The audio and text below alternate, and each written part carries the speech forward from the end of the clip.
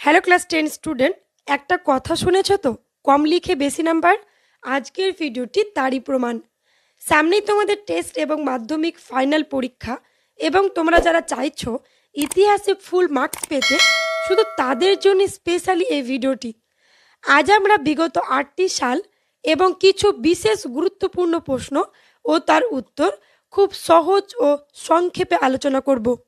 তোমরা জানো যে তোমাদের 2 নম্বরের মোট 16টা প্রশ্ন প্রশ্নপত্রে থাকবে। তার মধ্যে 11টা প্রশ্নের উত্তর তোমাদেরকে লিখতে হবে, মানে মোট নম্বর আছে 22। এই বড় মাপের 22 নাম্বার শুধু তোমারই হবে। তাই তোমাদের কাছে আমার অনুরোধ, ভিডিওটি প্রথম থেকে শেষ পর্যন্ত দেখো এবং পারলে খাতায় নোট করে নাও। তাহলে এসো আমার প্রিয় মাধ্যমিক শিক্ষার্থী বন্ধুরা, আজকের মোট 30টি বাছাই করা প্রশ্ন নিয়ে আলোচনা করা যাক। একের দাগে প্রশ্ন হলো, সরকারি নথিপত্র বলতে কি বোঝো? এই প্রশ্নটা কিন্তু খুবই গুরুত্বপূর্ণ, এটা মাধ্যমিকে 3 বার এসেছে। উত্তর হলো, সরকারি নথিপত্র বলতে সরকারি সংস্থা কর্তৃক নথিভুক্ত এবং সংরক্ষণ করা সমস্ত দলিল বা কাগজপত্রকে বোঝায়, যা নীতি, আইন এবং কার্যক্রমের রেকর্ড হিসাবে কাজ করে। এর মধ্যে সংবিধান, নীতিমালা, নির্দেশিকা, রিপোর্ট এবং অন্যান্য গুরুত্বপূর্ণ সরকারি প্রকাশনা অন্তর্ভুক্ত থাকে। 2 দাগের প্রশ্ন হলো, সামরিক ইতিহাস চর্চার গুরুত্ব কি? এটাও কিন্তু একটা সালের প্রশ্ন। উত্তর হলো, সামরিক ইতিহাস চর্চার গুরুত্ব হলো 1. প্রত্যেক যুদ্ধে অস্ত্রশস্ত্রের কার্যকারিতা সম্পর্কে জ্ঞান লাভ করা। 2. যুদ্ধের জয় পরাজয়ের ক্ষেত্রে সেনাবাহিনী ও তাদের প্রশিক্ষণ সম্পর্কে জানা যায়। 3. এবং এই সামরিক ইতিহাস চর্চার মাধ্যমে যুদ্ধে কোনো শক্তির জয় পরাজয় এর ব্যাখ্যা খুঁজে পাওয়া যায়। এরপর 3 দাগের প্রশ্ন হলো, রাজ্য পুনর্গঠন কমিশন কেন গঠন হয়েছিল? উত্তর, রাজ্য পুনর্গঠন কমিশন গঠনের কারণ: 1. রাজ্য পুনর্গঠন করা হবে কিনা এবং হলে এর ভিত্তি কি হবে তা ঠিক করা, অর্থাৎ ভাষার ভিত্তিতে রাজ্য পুনর্গঠনের বিষয়টি বিবেচনা করা। 2. কত সংখ্যক রাজ্য গঠিত হবে এবং সেই সব রাজ্যের সীমানা বিষয়ে সুপারিশ করা। এরপর 4 দাগের প্রশ্ন, পরিবেশে ইতিহাসের গুরুত্ব কি? উত্তর হলো, পরিবেশে ইতিহাসের গুরুত্বগুলো হলো: 1. পরিবেশের ইতিহাস সকলকে পরিবেশ রক্ষা সম্পর্কে সচেতন করে। 2. পরিবেশের ইতিহাস পৃথিবীর বিভিন্ন অঞ্চল ও সেখানকার জীববৈচিত্র্য সম্পর্কে জানতে সাহায্য করে। এরপরে 5 দাগের প্রশ্ন, স্মৃতিকথা ও আত্মজীবনীকে কিভাবে আধুনিক ভারতের ইতিহাস চর্চার উপাদান রূপে ব্যবহার করা হয়? উত্তর, যে কোনো স্মৃতিকথা বা আত্মজীবনীতে ব্যক্তি জীবনের সঙ্গে জড়িয়ে থাকে বিশেষ এক সামাজিক সাংস্কৃতিক ঘটনা, যে কারণে স্মৃতিকথা ও আত্মজীবনী হয়ে ওঠে ইতিহাসের উপাদান। এছাড়াও আত্মজীবনী ও স্মৃতিকথায় লেখকের প্রত্যক্ষ অভিজ্ঞতার কাহিনী লিপিবদ্ধ থাকে, ফলে প্রকৃত সত্য উদ্ঘাটিত হয়। প্রিয় শিক্ষার্থী বন্ধুরা, এইখানে যতগুলো প্রশ্ন, প্রত্যেকটা কিন্তু 8টি সাল মিলিয়ে আমি বাছাই করেছি। তাই আমি দায়িত্ব নিয়ে বলতে পারি, এই মাত্র 30টি প্রশ্ন যদি তোমরা দেখে যাও, তোমরা কিন্তু তোমাদের পরীক্ষার প্রশ্নপত্রে 100% কমন পাবে। এরপরে 6 দাগের প্রশ্ন, মেকলে মিনিট কি? উত্তর, 1835 খ্রিস্টাব্দে 2 ফেব্রুয়ারি তৎকালীন গভর্নর জেনারেল লর্ড উইলিয়াম বেন্টিংয়ের আইন সচিব ও জনশিক্ষা কমিটির সভাপতি টমাস মেকলে গভর্নর জেনারেলের কাছে ভারতে পাশ্চাত্য শিক্ষা প্রসারের সপক্ষে প্রতিবেদন পেশ করেন, যা মেকলে মিনিট নামে পরিচিত। 7 দাগের প্রশ্ন, দীপালি সংঘ প্রতিষ্ঠিত হয়েছিল কেন? উত্তর, দীপালি সংঘ প্রতিষ্ঠিত হয়েছিল 2টি প্রধান কারণে। 1. নারী শিক্ষা ও নারী শিক্ষাকরণ, এটা পয়েন্ট করবে। দীপালি সংঘের প্রাথমিক লক্ষ্য ছিল সমাজে নারী শিক্ষা এবং নারী শক্তিকরণের প্রসার ঘটানো। 2. বিপ্লবী কর্মকাণ্ড, এই সংঘটি ব্রিটিশ বিরোধী কর্মকাণ্ডের একটি কেন্দ্র হিসাবে কাজ করত। এখানে বিপ্লবী প্রশিক্ষণের ব্যবস্থা ছিল, যা পরবর্তীকালে অনেক বিপ্লবীদের জন্য সহায়ক হয়েছিল। আরেকটা কথা মনে রাখতে হবে, লীলা নাগ 1923 সালে এই দীপালি সংঘটি কিন্তু প্রতিষ্ঠা করেন। এরপরে 8 দাগের প্রশ্ন, নব্যবঙ্গ গোষ্ঠী কাদের বলা হতো? ডিরোজিও ছাত্রদের নিয়ে গড়ে তোলে নব্যবঙ্গ দল। নব্যবঙ্গ দলের ভূমিকা ইংরেজি শিক্ষার প্রসার ও নারী শিক্ষার প্রসারে অগ্রণী ভূমিকা গ্রহণ করেছিল। 2, প্রচলিত সামাজিক ধর্মীয় কুসংস্কার অন্ধবিশ্বাস দূর করে আধুনিক সমাজ গঠনে উদ্যত হয়েছিল। এরপর 9 দাগের প্রশ্ন, কৃষক আন্দোলনে বাবা রামচন্দ্র এর ভূমিকা কী ছিল? উত্তর, অসহযোগ আন্দোলন পর্বে যুক্তপ্রদেশে কৃষক আন্দোলনের প্রধান নেতা ছিলেন বাবা রামচন্দ্র। তার ভূমিকা: 1, তার নেতৃত্বে খাজনা বন্ধ, তালুকদার সামাজিকভাবে বয়কট আন্দোলনের তীব্রতায় ভয় পেয়ে ইংরেজ সরকার তাকে গ্রেপ্তার করলেও কৃষকদের চাপে সরকার মুক্তি দিতে বাধ্য হয়। 2, 1921 খ্রিস্টাব্দে অযোধ্যা খাজনা আইন দ্বারা কৃষকদের কিছু দাবি মেনে নেওয়া হয়। 10 দাগের প্রশ্ন, বাংলার ছাপাখানা মুদ্রণের ইতিহাসে বটতলা প্রকাশনার গুরুত্ব কী? উত্তর, বইগুলো সস্তা কাগজে ছাপানো হতো এবং দামেও কম হতো, ফলে ধনী ও গরিব নির্বিশেষে সকলের কাছে বইগুলো পৌঁছে যেত, তাই শিক্ষার প্রসার ঘটত বেশি। 2, এই প্রকাশনায় সাধারণত ছাপানো হতো ম্যাজিক, রান্নাবান্না, বিভিন্ন পুঁথি ও পাঁচালি ইত্যাদি। এই সকল বইগুলো থেকে তৎকালীন সমাজচিত্র সম্পর্কে ধারণা লাভ করা যায়।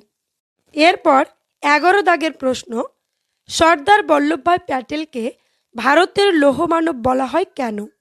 উত্তর, প্রয়োজন ও পরিস্থিতি অনুযায়ী তিনি কখনো ভাতা ও সুযোগ সুবিধা প্রদানের বিনিময়ে, আবার কখনো জনগণের রায়কে মূল নীতি করে, যেমন জুনাগড় ও ভারতের ঐক্য সম্পন্ন করেন। তিনি জাতীয় সংহতি রক্ষার জন্য দেশীয় রাজ্যগুলিকে ভারতের সঙ্গে সংযুক্ত করেন। এই কারণের জন্যই তাকে ভারতের লৌহমানব বলা হয়। এরপর 12 দাগের প্রশ্ন, সর্বভারতীয় অথবা নিখিল ভারত ট্রেড ইউনিয়ন কংগ্রেস কি উদ্দেশ্যে প্রতিষ্ঠিত হয়েছিল? উত্তর, উদ্দেশ্য: 1, ভারতের শ্রমিক শ্রেণীকে সচেতন করা ও ঐক্যবদ্ধ আন্দোলনে উদ্বুদ্ধ করা। 2, সর্বভারতের বিক্ষিপ্ত শ্রমিক আন্দোলনগুলিকে একটি সংঘবদ্ধ জাতীয় মঞ্চের মাধ্যমে শক্তিশালী করা। এরপর 13 দাগের প্রশ্ন, মোপলা বিদ্রোহের কারণ। উত্তর, এই বিদ্রোহের কারণগুলি হল: 1, দীর্ঘদিন ধরে হিন্দু সম্পন্ন কৃষক জেনেমি ও হিন্দু জমিদাররা দরিদ্র মুসলিম কৃষক শ্রেণী মোপলাদের ওপর অত্যাচার করে আসছিল। 2, অসহযোগ আন্দোলনের প্রবাহ মোপলাদের প্রতিবাদ করার সাহস জুগিয়েছিল। এরপর 14 দাগের প্রশ্ন, ব্যঙ্গচিত্র কেন আঁকা হয়? উত্তর, কারণ: 1, কার্টুন বা ব্যঙ্গচিত্র সমাজের নানা ক্ষতিকর বিষয়গুলিকে জনমানসের সরল ও সহজবদ্ধ উপায়ে তুলে ধরে, যাতে ছবির মাধ্যমে মানুষ সমস্যাটিকে সহজে ধরতে পারে এবং সচেতন হতে পারেন। 2, 19 শতকে গগনেন্দ্রনাথ ঠাকুর এভাবেই তার ব্যঙ্গচিত্রগুলির মাধ্যমে ইংরেজ শাসন ও শোষণের সমালোচনা করেছেন। এরপর 15 দাগের প্রশ্ন, বিদ্যাসাগর ষাট বলতে কি বোঝায়? উত্তর, ষাট বলতে বোঝায় অক্ষর সংযোজনের একটি বিশেষ পদ্ধতি।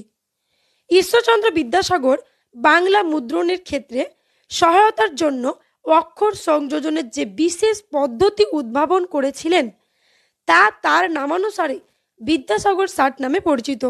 এরপর 16 দাগের প্রশ্ন, বাংলার নারী শিক্ষা বিস্তারে রাজা রাধাকান্ত দেবের ভূমিকা বিশ্লেষণ করো।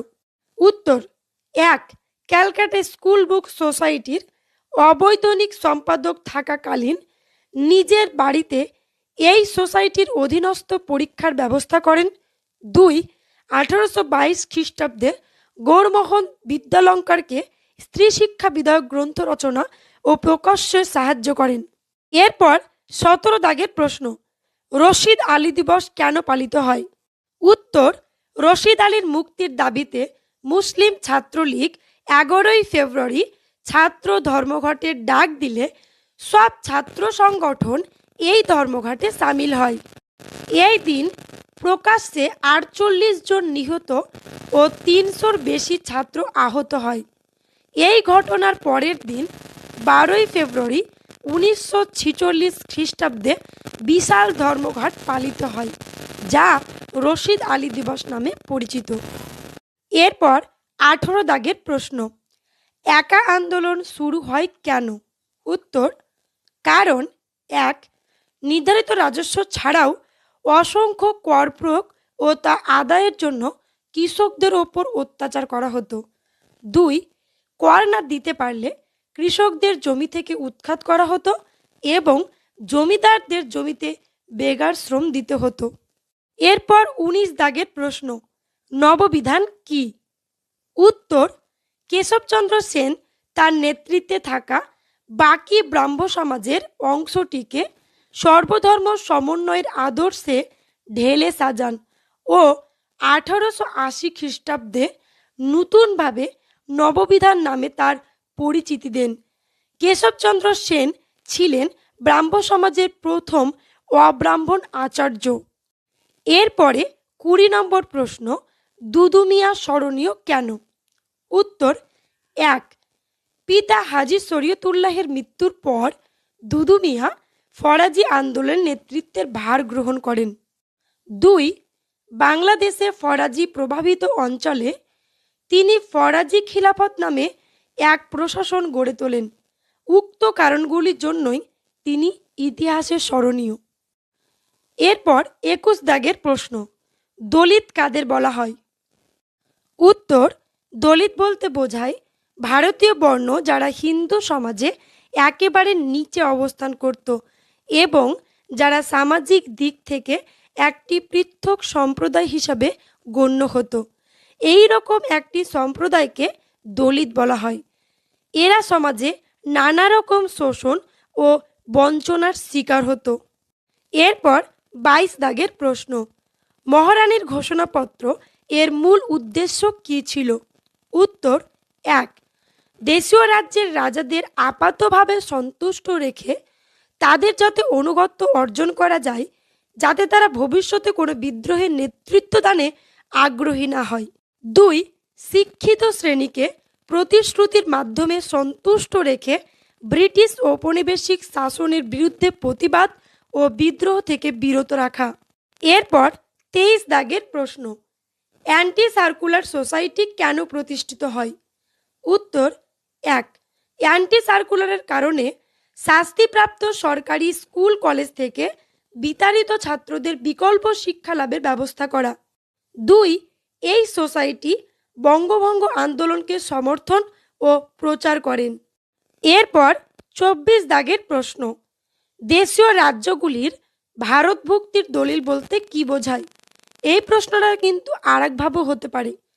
ইনস্ট্রুমেন্ট অফ অ্যাকসেশন কি? উত্তর কিন্তু একটাই। উত্তর হবে, স্বাধীনতা লাভের পর দেশীয় রাজ্যগুলির ভারতের সঙ্গে সংযুক্তির জন্য সর্দার বল্লভভাই প্যাটেলের নেতৃত্বে যে চুক্তিপত্র বা দলিল তৈরি হয় সেটি ইনস্ট্রুমেন্ট অফ অ্যাকসেশন বা ভারতভুক্তির দলিল নামে পরিচিত।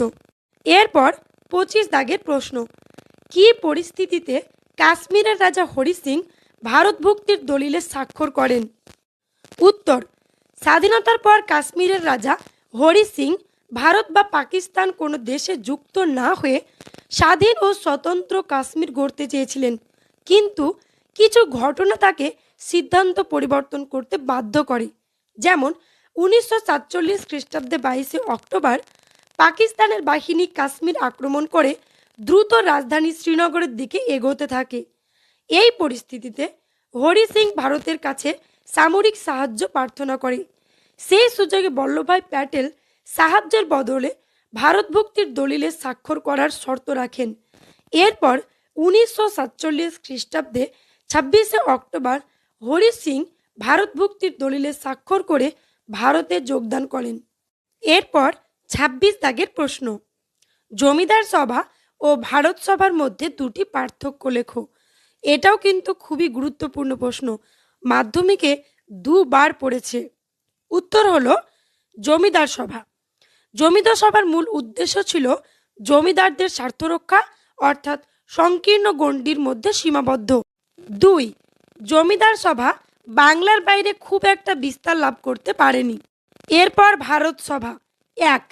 ভারত সভার উদ্দেশ্য ছিল আপামর দেশবাসীর সার্বিক স্বার্থ, অর্থাৎ জাতীয় স্বার্থের জন্য আন্দোলন করা। 2. ভারত সভার সঙ্গে বাংলার বাইরে অন্যান্য সংগঠনগুলির যোগাযোগ ছিল। এরপর 27 দাগের প্রশ্ন, সংবাদপত্র ও সাময়িক পত্রের মধ্যে পার্থক্যগুলি লেখো। উত্তর 1. সংবাদপত্র। সংবাদপত্র প্রতিদিন প্রকাশিত হয়। 2. সংবাদপত্রের উদাহরণ হলো সংবাদ প্রভাকর, অমৃতবাজার পত্রিকা প্রভৃতি। এবং সাময়িক পত্র। 1. সাময়িক পত্রগুলি নির্দিষ্ট সময় অন্তর প্রকাশিত হয়। 2. সাময়িক পত্রের উদাহরণ হলো দিগদর্শন, সমাচার দর্পণ প্রভৃতি। আমার প্রিয় মাধ্যমিক শিক্ষার্থী বন্ধুরা, এই রকমই সালভিত্তিক বাছাই করা প্রশ্ন উত্তর পেতে হলে অবশ্যই এই চ্যানেলটিকে সাবস্ক্রাইব করে দাও। এরপর 28 দাগের প্রশ্ন, 1905 খ্রিস্টাব্দের 16ই অক্টোবর বাংলার নারী সমাজ কেন অরন্ধন পালন করে? উত্তর, রাবেন্দ্র সুন্দর ত্রিবেদীর আহ্বানে সাড়া দিয়ে 1905 খ্রিস্টাব্দের 16ই অক্টোবর বাংলার নারীরা অরন্ধন দিবস পালন করে। অরন্ধন দিবস পালনের উদ্দেশ্য ছিল রান্না বন্ধ রেখে বঙ্গভঙ্গের বিরুদ্ধে প্রতিবাদ জানানো, কারণ বঙ্গভঙ্গ ছিল তাদের কাছে এক প্রকার জাতীয় শোকের দিন। এরপর 29 দাগের প্রশ্ন, দর কমিশন কেন গঠিত হয়েছিল? এই প্রশ্নটা কিন্তু অন্যভাবেও হতে পারে। ভাষাভিত্তিক প্রদেশ কেন গঠিত হয়েছিল? উত্তর কিন্তু একটাই। উত্তর হলো এস.কে দরের নেতৃত্বে 1948 খ্রিস্টাব্দের 17 জুন স্বাধীন ভারতের প্রথম ভাষাভিত্তিক প্রদেশ কমিশন গঠিত হয়, যা দর কমিশন নামেও পরিচিত। এই কমিশন গঠনের কারণ একই ভাষাভাষী মানুষদের নিয়ে একটি প্রদেশ বা রাজ্য গঠন কতটা যুক্তিযুক্ত তা বিচার করে দেখা। এরপর 30 দাগের আজকের সাজেশনের শেষ প্রশ্ন, ফরাজি আন্দোলন কি ধর্মীয় পুনর্জাগরণের আন্দোলন, অথবা ফরাজি আন্দোলন কি নিছক ধর্মীয় আন্দোলন ছিল? উত্তর কিন্তু একটাই। এই প্রশ্নটাও কিন্তু বিশেষ গুরুত্বপূর্ণ, মাধ্যমিকে 2 বার এসেছে। উত্তর হবে হাজী শরীয়তুল্লাহ মূলত ইসলাম ধর্মের সংস্কারের উদ্দেশ্য নিয়ে ফরাজি আন্দোলনের সূচনা করেন। এই আন্দোলনের মূল দিকগুলি ছিল: 1. ইসলামের আদি ও অকৃত্রিম আদর্শের পুনর্জীবন। 2. বাংলাদেশকে ধর্মের দেশে পরিণত করা। আমার প্রিয় মাধ্যমিক শিক্ষার্থী বন্ধুরা, ইতিহাস প্রশ্নপত্রে মোট 16টা 2 নম্বরের প্রশ্ন থাকবে। তার মধ্যে কেবলমাত্র 11টি প্রশ্নের উত্তর তোমাদেরকে দিতে হবে। আমি দীর্ঘদিনের শিক্ষকতার অভিজ্ঞতা নিয়ে দায়িত্ব নিয়ে বলতে পারি, এই 30টা প্রশ্ন যদি তোমরা দেখে যাও, মাধ্যমিকের টেস্ট এবং ফাইনাল এক্সামে 100% কমন পাবে। তো আজকে এ পর্যন্তই, দেখা হচ্ছে নেক্সট ভিডিওতে।